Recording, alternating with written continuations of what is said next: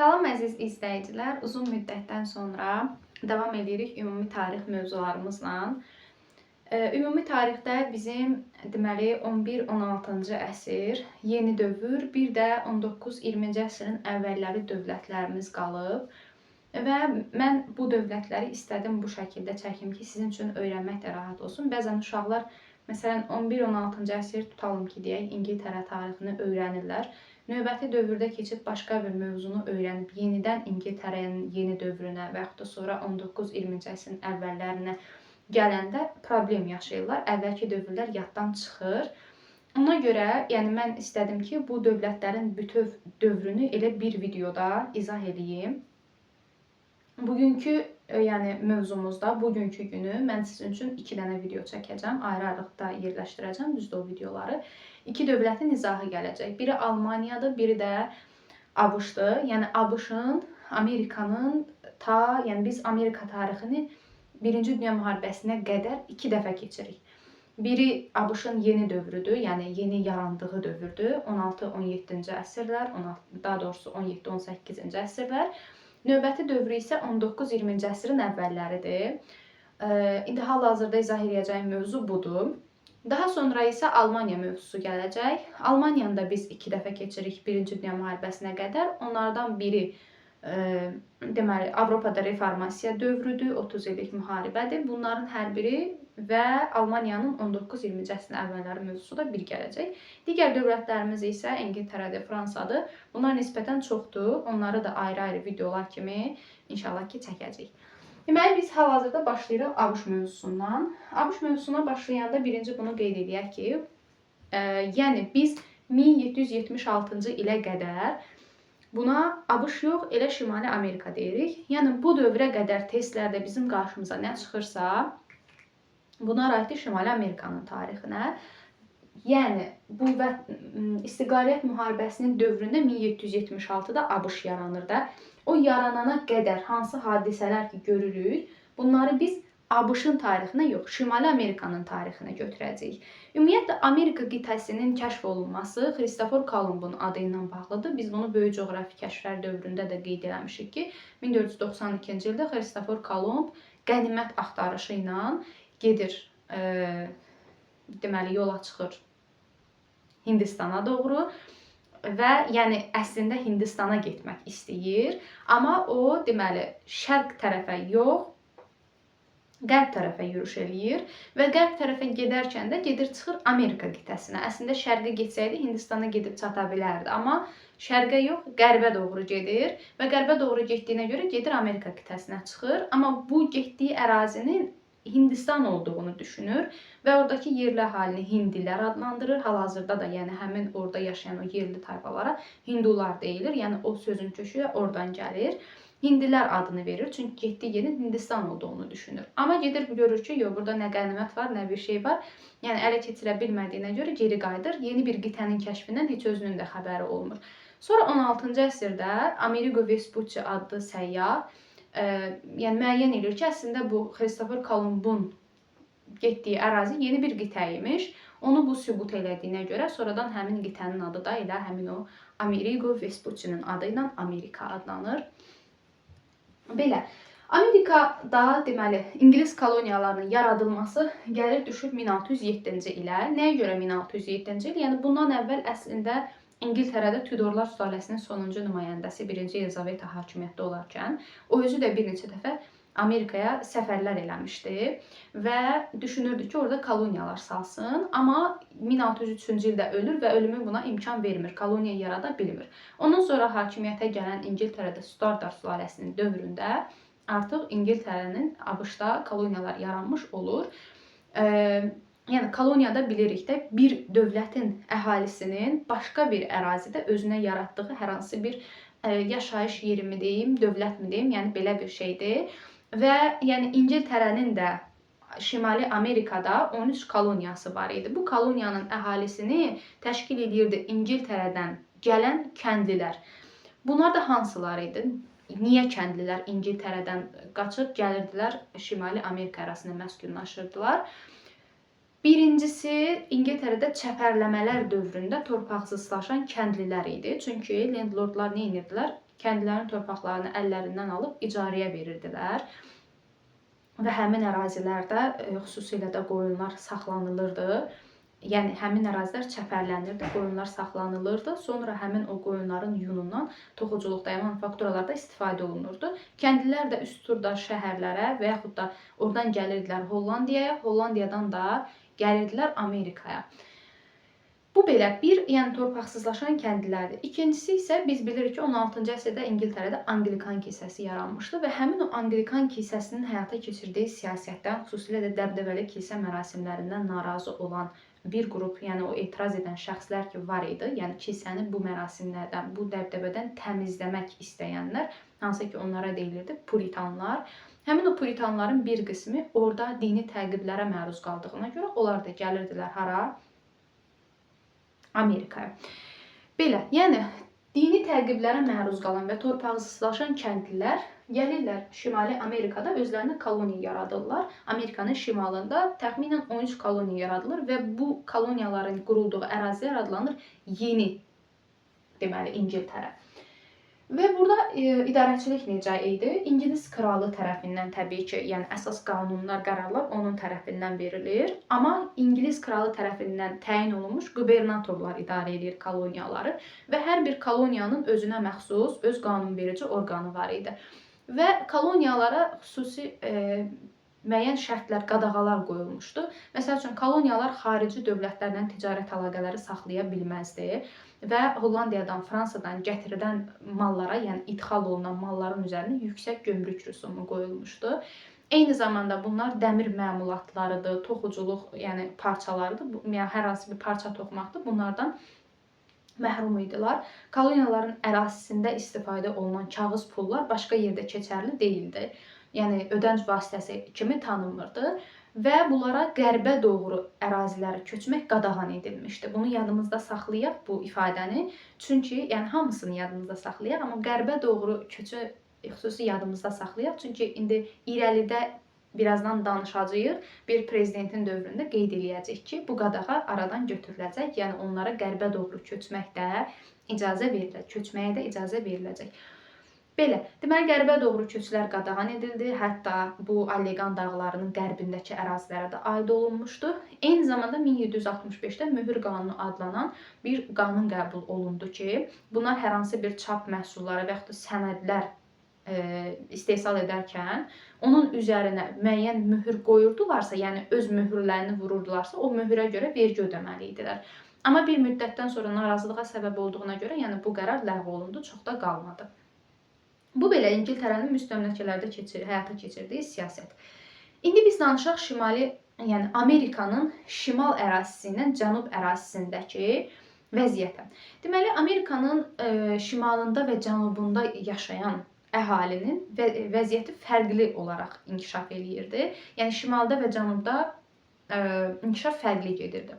Necə fərqli gedirdi? Şimal nisbətən ərazisi, yəni iqlim şəraiti baxımından sərt keçirdi. Yəni qış daha sərt keçirdi şimal ştatlarında. Eyni zamanda məhsuldar torpaqlar da çox deyildi. Ona görə də şimal ştatları daha çox özlərini sənaye baxımından inkişaf elətdirməyə çalışırdılar. Yəni bunlar daha çox sənaye sahələri ilə məşğul olurdular. Amma cənub ştatlarında belə deyildi. Cənubda daha çox məşğul olurdular əkinçiliklə. Yəni burada daha çox plantasiyalar var idi. Plantasiyalar salırdılar. Məsəl üçün pambıq, taxıl plantasiyalar salırdılar və həmin o plantasiyalarda ucuz işçi qüvvəsi lazım idi. Qul əməyindən istifadə olunurdu. Və hinduları, yəni yerli əhalini qula çevirə bilmədiklərinə görə başqa ərazilərdən bura qullar gətirməyə başladılar. Bu da 1619-cu ildə ilk dəfə Holland gəmisi ilə deməli Afrikadan Amerikaya qullar, qaradərili qullar gətirilməyə başlandı. Elə o vaxtdan da qaradərilərlə ağdərilər arasında yəni ayrı-seçkilik elə o vaxtdan yaranmağa başlayıb. Deməli 1619-cu ildə yazaq bura ilk qara dərili qulların gətirilməsi baş verdi. Belə, daha sonra gələk 1773-cü il bura yazmışıq Boston çay qonaqlığı məsələsinə. İngiltərə bu Şimali Amerikanı öz müstəmləkəsinə çevirəndən sonra, burada koloniyalar yaradandan sonra biz ümumiyyətlə müstəmləkə siyasətinin bir açılışını verək ki, müstəmləkə nə deməkdir? Müstəmləkə o deməkdir ki, yəni bir ərazi bir ərazidən asılıdır. Eyni zamanda həmin o asılı olan ərazi o böyük dövləti nə ilə təmin etməlidir? Xammalla təmin etməlidir. Yəni İngiltərə həmin bu Şimali Amerikaya əlverişli satış bazarı və xammal mənbəyi kimi baxırdı. Bu nə deməkdir? Məsəl üçün çay bitkisi yetişdirilirdi, yəni çayın özü yetişdirilirdi Şimali Amerikada. Yerli əhali tərəfindən koloniyaların əhalisi bu deməli çay bitkisini burada yetişdirirdilər. İngiltərə bunlara icazə vermirdi ki, koloniyalara sən onu öz ərazində emal eləyəsən. Yəni sən ancaq yetişdirə bilərsən o çayı. Sonra ingilislər gəlirdilər, yəni bunlar çay buradan yığılırdı. İngilislər bunu aparırdılar İngiltərənin özünə, orada emal eləyirdilər, paketləşdirirdilər, gətirirdilər, satırdılar bunların özünə daha baha qiymətə. Yəni öz məhsullarını özlərinə baha qiymətə satırlar və burada buna qarşı bir Azadlıq Oğulları Təşkilatı yaranır. Azadlıq Oğulları Təşkilatı 1773-cü ildə nə edir? Həmin bu İngilis mallarına boykot eləyirlər. Boykot qoyurlar ki, yəni qadağan olunsun da, oradan gətirilən hər hansı bir mal alınmayacaq. İngiltərə də bundan xəbər tutur və nə edir? Nisbətən aranı yumşaltmaq üçün belə bir siyasət yürüdürlər ki, bəs çayı bu dəfə ucuz qiymətə sataq və doldururlar çayı gəmilərə gətirirlər Boston limanı vasitəsilə. Bu Azadlıq Oğulları Təşkilatının üzvləri də nə edir? Girirlər həmin o gəmilərə, o ingilislərin gətirdiyi çayları tökürlər çaya. Və bu da olur Boston çay qonaqlığı hadisəsi 1773-cü ildə. Bundan sonra İngiltərə acığa düşür, həmin Boston limanını bağlatdırır. Bu da koloniyaların ticarət əlaqələrinə zərbə vurmuş olur. Belə. Və Boston çay qonaqlığı və yaxud da Boston çay dəzgahı hadisəsi də oldu bu. Sonra koloniyalarla İngiltərənin arasında bu ziddiyyətlərin artdığı bir vaxtda 1775-ci ildə deməli koloniyalar İngiltərəyə qarşı, yəni Şimali Amerikanın əhalisi İngiltərəyə qarşı müharibəyə başlayır. Birinci İstiqlaliyyət müharibəsi və yaxud da ABŞ-da vətəndaş müharibəsi baş verir. 1775-1783-cü illərdə bu müharibə dövründə nə baş verir? İlk olaraq Filadelfiyada bir konqres çağırılır. Bu Filadelfiyadakı konqresdə George Washington ordunun komandanı təyin olunur, yəni Azadlıq Oğulları ordusunun komandanı təyin edilir. Eyni zamanda Thomas Jeffersonun müəllifi olduğu İstiqlaliyyət bəyannaməsi qəbul olunur 1776-cı ilin 4 iyulunda və hal-hazırda da həmin günü Amerikanın İstiqlaliyyəti günü kimi qeyd olunur. Yəni ABŞ-ın yarandığı gündür də, dövlətin yarandığı gündür və bu günə qədər də qeyd olunur. Deməli, ABŞ-da həmin o ştatlar ki var idi, onlar birləşirlər, ABC-ın, Amerika Birləşmiş Ştatlarının yarandığını elan edirlər. Və 1776-cı ildə ABŞ yarandı. İndi bundan sonraki hadisələri biz aid edə bilərik ABŞ-a. Ora qədər dedik ki, aiddir Şimali Amerikaya, ondan sonrakılar aiddir ABŞ-nın tarixinə. Deməli, 1775-1783-cü illər müharibəsi dövründə nələr olur? İlk olaraq İngilislər qələbə çalmağa başlayırlar bir sıra döyüşlərdə. Amma sonra döyüşlərin taleyi dəyişir. Necə dəyişir? Bu Amerikalılar, yəni koloniyaların əhalisi Benjamin Franklin adlı bir diplomatı göndərirlər Fransaya, ümumiyyətlə Avropa dövlətlərinə ki, onlardan dəstək alsınlar. Xüsusən də Fransaya göndərirlər. Fransada bu vaxtda 7 illik müharibədən çıxıb, deməli, burada qeyd eləməmişəm 7 illik müharibəni, 1756-1763-cü illərdə 7 illik müharibə baş vermişdi. Hansı ki, Fransanın Amerikadakı mülkləri uğrunda, yəni İngiltərənin onun arasında mübarizə gedir. Bu mülklərdən də biri Kanadadır və müharibənin nəticəsində İngiltərə qalib gəlir, Kanadanı, Benqaliyanı tutur. İndi həmin o qisasını almaq üçün Fransa bu ABŞ-ın istiqlaliyyət müharibəsindən istifadə etmiş olur və həmin o ABŞ-ın istiqlaliyyət müharibəsində ABŞ-a dəstək olur. Yəni bunun da, bu dəstəyin də səbəbi həmin o Benjamin Franklin idi də ki, getmişdi, diplomatik əlaqələr yaratmışdı və hətta burada deməli ticarət sazişi də imzalanmışdı. Fransa ilə. Fransada nə etmişdi? Öz hərbi donanmalarını göndərmişdi ABŞ-ın xeyrinə. Bundan sonra deməli İspaniyadır, Hollandiyadır, bu kimi dövlətlər də kömək ediblər. Yəni ABŞ-a istiqlaliyyət müharibəsində, yəni xarici dövlətlərdən də dəstək alıb. Eyni zamanda Amerika xalqı öz vətəni uğrunda mübarizə aparırdı. İngilislər yəni başqa bir ərazi uğrunda mübarizə aparır. Amerika xalqı öz ərazisi uğrunda mübarizə aparır. Və öz ərazisi uğrunda mübarizə apardığına görə bu onlara motivasiya verir.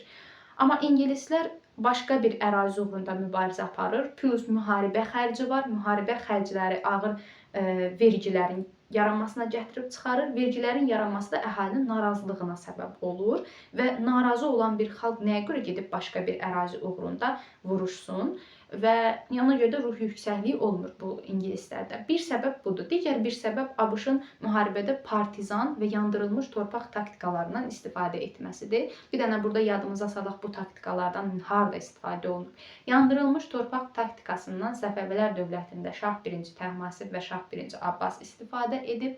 Partizan taktikasından eradan əvvəl 65-ci il Qanıq çayı sahili döyüşdən sonra Albanlar, daha sonra burada istifadə olunub, bir 2-ci Dünya müharibəsi dövründə istifadə olunub, bir də 1812 Baradino döyüşündə Fransa ilə deməli Rusiya arasında baş verən müharibədə istifadə olunacaq. Bu belə. Yəni bu taktikalardan istifadə olunması və xarici dövlətlərin də ABŞ-a dəstək verməsi nəticəsində ABŞ-ın mövqeyi yüksəldi artıq və müharibədə bir dönüş yarandı. Artıq digər döyüşlərdə ABŞ qalib gəlməyə başlayacaq. Məsələn, 1777-ci ildə Saratoga döyüşü baş verəcək. 1777 Saratoga.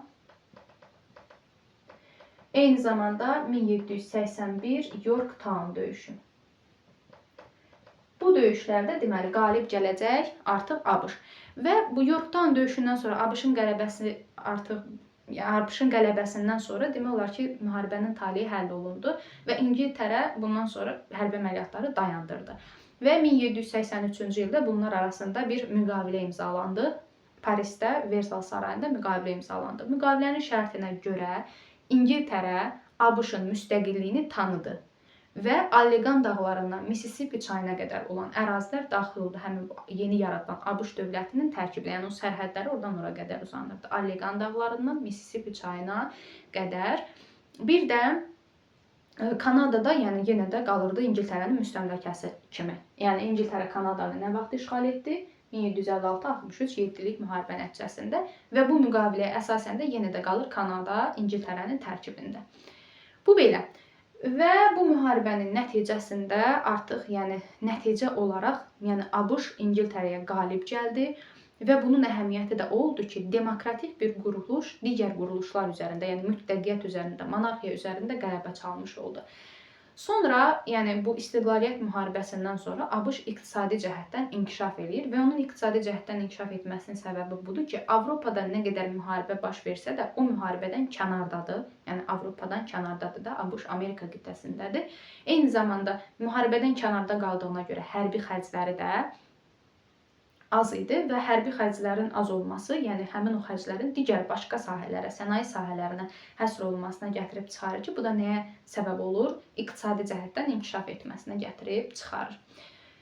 Belə, sonra müharibədən sonra, yəni müharibə bitdi, ABŞ artıq öz müstəqilliyini elan etmiş oldu və 1787-ci ildə ABŞ-ın ilk konstitusiyası qəbul olunacaq. Bu konstitusiyaya əsasən, deməli, ABŞ-da federal dövlət, yəni federal hakimiyyət yaranır və bu federal hakimiyyət, deməli, 3 dənə qola bölünür. Deməli, icra edici, qanunverici, bir də məhkəmə. İcra edici hakimiyyət prezidentə məxsusdur. Prezident 4 ildən bir prezident seçilə bilər, yəni seçkilər 4 ildən bir olur və 2 dəfədən artıq prezident seçilə bilməzdir. Prezidentin səlahiyyətləri qanunları icra etmək, daha sonra ölkənin xarici siyasətinə rəhbərlik etmək, eyni zamanda ali baş komandanı idi və hər hansı bir qərarı veto qoymaq hüququ var idi. Veto qoymaq hüququnu biz eradan əvvəl 5-ci əsrdə Romada yaranmış tribun vəzifəsi ilə müqayisə edə bilərik. O da, deməli, tribunlar da plebeylər haqqında senatın və konsulun verdiyi hər hansı bir qərara veto qoymaq hüququna malik idilər. Burada da prezident veto qoymaq hüququna malikdir. Qanunverici orqan deməli icra edici hakimiyyətimiz oldu prezident. Qanunverici orqanımız olacaq Konqres. Konqres 2 dənə palatadan ibarətdir. Yuxarı palata Senatdır, aşağı palata isə nümayəndələr palatasıdır. Senatın üzvləri, yəni hər ştatdan 2 nəfər senator seçilir. Biz demişdik ki, hər bir ştatın özünün ayrı-ayrılıqda qanunverici orqanı var. Həmin o qanunverici orqan yığışıb 2 nəfəri, yəni məsəl üçün bu ştatın bir ştatın tutaq ki, qanunverici orqanı yığışıb həmin ştata 2 nəfər senator seçirlər. Sonra həmin o 2 nəfər senator konqresdə o ştatı təmsil edir. Yəni hər ştatdan 2 nəfər senator seçilirdi. Aşağı nümayəndələr palatasının üzvləri isə birbaşa xalq tərəfindən seçilirdi. Bu belə. Digər bir məsələ məhkəmədir. Məhkəməyə də Ali Məhkəmə başçılıq edir. Ali Məhkəmə də qanunların konstitusiyaya uyğunluğuna nəzarət edir.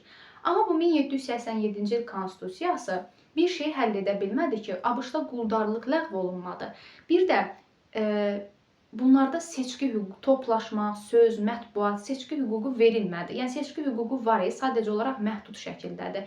Necə məhdud şəkildədir? Yəni hər bir ştatın özünün qanunverici orqanı tərəfindən müəyyən olunur bu məsələ. Və burada xüsusilə qadınlardır, yeniyetmələrdir, qocalardır. Bunlar həmin o seçki hüququndan məhrum edilmişdilər.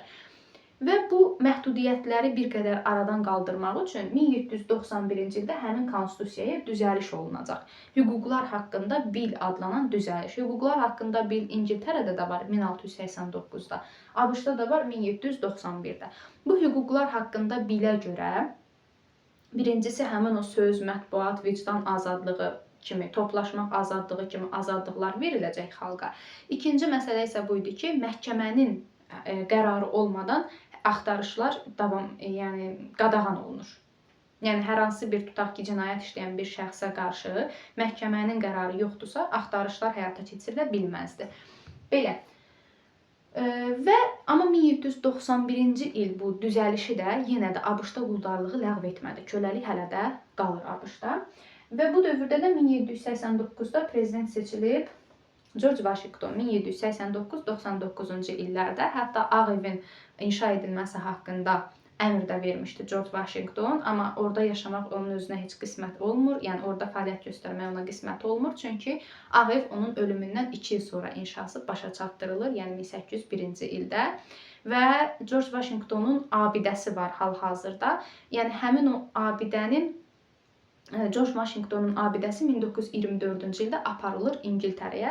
Hətta o İngiltərəyə aparılarkən, yəni ümumiyyətlə George Washington belə bir ifadə işlətmişdi ki, mənim ayağım heç vaxt London torpaqlarına dəyməyəcək. Ona görə 1924-cü ildə onun abidəsini İngiltərəyə apararkən, Londona apararkən, onun abidəsinin ayaq hissəsinə, yəni alt hissəsinə Amerika torpağı tökülmüşdü ki, yəni onun ayağı o London torpaqlarına, İngiltərə torpaqlarına dəyməsin. Belə, mən 1789-99-da 10 il cəmi hakimiyyətdə oldu və hakimiyyətdən getdim. İndi biz danışırıq Amerikanın 20-ci əsrin əvvəlləri tarixini, daha doğrusu 19-20-ci əsrin əvvəlləri tarixinə gəlirik. 19-20-ci əsrin əvvəllərində ilk olaraq biz qeyd edirik Thomas Jeffersonun adını 1801-1809-cu illərdə olub hakimiyyətdə. Thomas Jefferson neynədi? İlk olaraq əmlak senzini ləğv etdi. Birinci məsələ bu. Siyasi məhbuslara amnistiya verilməsi haqqında qərar qəbul edildi. Yəni onlara qarşı humanist qərarlar qəbul edildi. Sonra bayaq dediyim həmin bu qərbə köçmə məsələsi.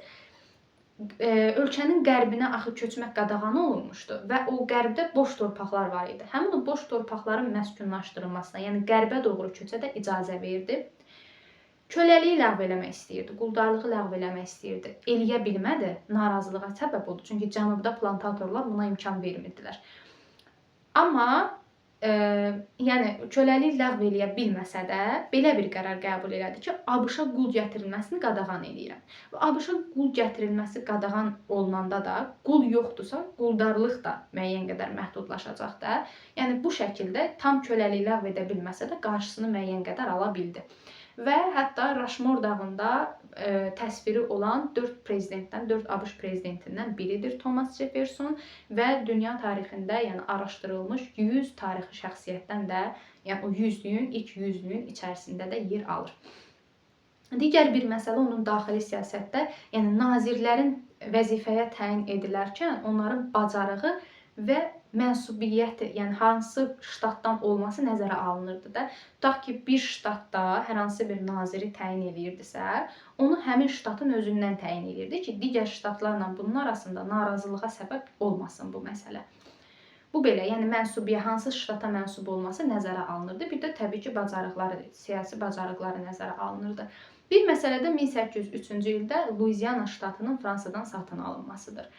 Deməli, 1803 və 1867-ci il, yəni 19-cu əsrin birinci yarısı və 19-cu əsrin ikinci yarısı üçün bəzən testlərdə qarşımıza çıxa bilər. Oxşar cəhət Amerikanın dinc şəkildə ərazisini genişləndirməsidir. Yəni, hər hansı bir müharibə aparmayıb. Luiziananı Fransadan satın alıb 1803-də, 1867-də də Alyaskanı Rusiyadan satın alıb. Bu şəkildə də ərazisini genişləndirib. Bu belə. Sonra Thomas Jeffersondan sonra biz danışırıq ABŞ-Fransa münasibətlərindən. ABŞ-la Fransa arasındakı münasibətlər bilirik ki, yaranmışdı İstiqlaliyyət müharibəsi dövründə. Ondan sonra Fransa, İspaniya və İngiltərəyə qarşı apardığı müharibələrdə bir qədər ABŞ-dan dəstək gözləyir. Amma ABŞ bunun əksini eləyir. Orada yəni dəstək vermir Fransaya.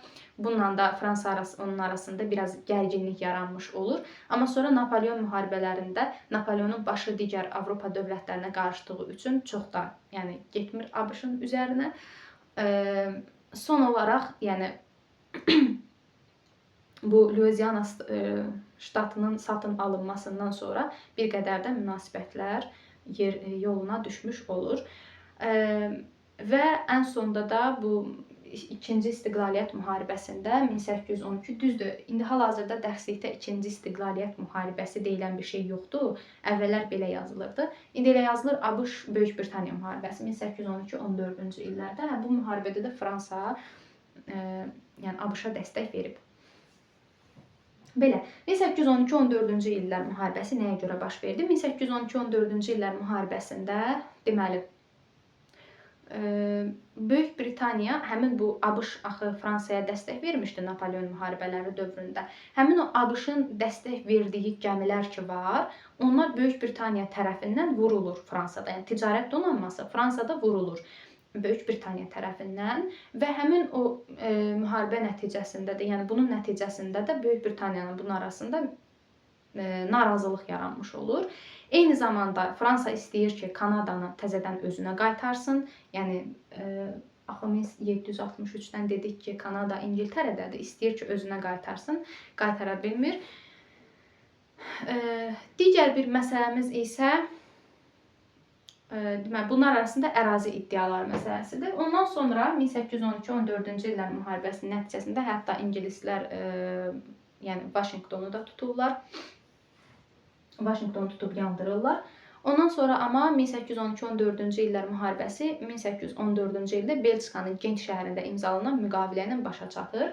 Gent müqaviləsinin nəticəsinə əsasən deməli, birinci məsələ İngiltərə və yaxud da yəni biz artıq buna Böyük Britaniya deyirik də. Böyük Britaniya, İngiltərə ABŞ-a öz müstəmləkəsi kimi baxmaqdan imtina eləyir. Burada ABŞ-ın müstəqilliyini tanımışdı 1783 Versal müqaviləsi ilə. 1814 Gent müqaviləsi ilə isə birbaşa olaraq ABŞ-a öz müstəmləkəsi kimi baxmaqdan imtina eləyir. ABŞ da Kanadanın İngiltərənin müstəmləkəsi kimi olmasını rəsmi şəkildə tanıyır. Yəni Kanada qalır İngiltərənin əlində və 1867-ci ildə İngiltərə Kanadaya dominion özünü idarə etmə, daxili özünü idarə etmə hüququ verəcək. Bu belə.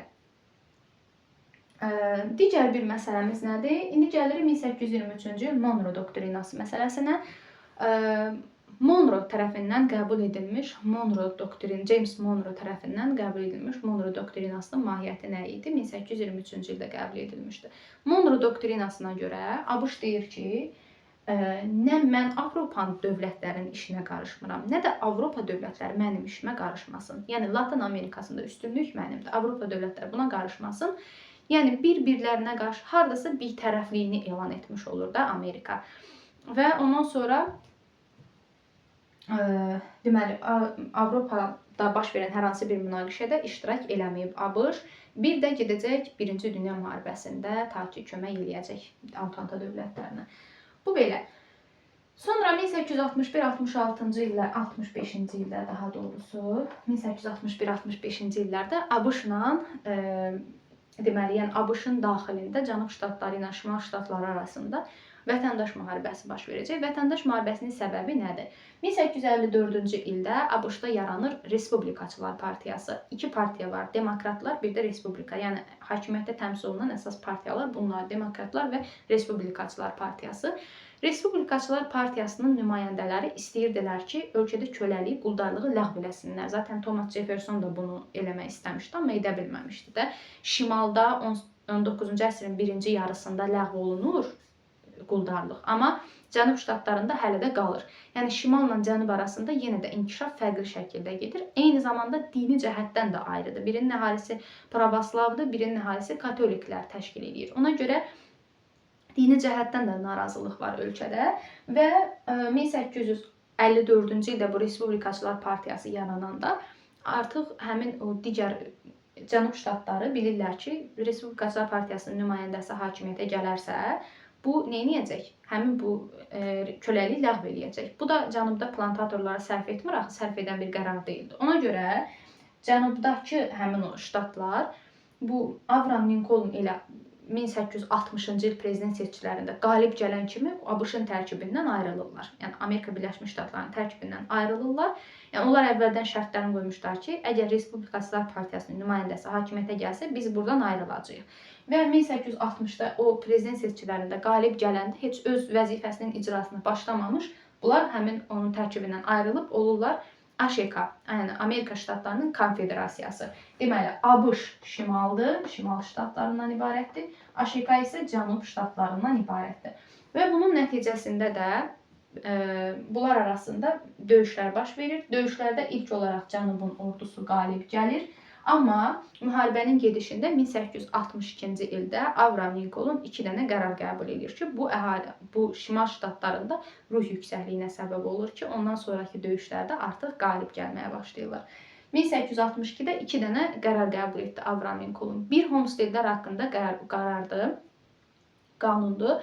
Homestead, yəni boş torpaq, ərazi deməkdir. Necə? Qərarın mahiyyəti nədir?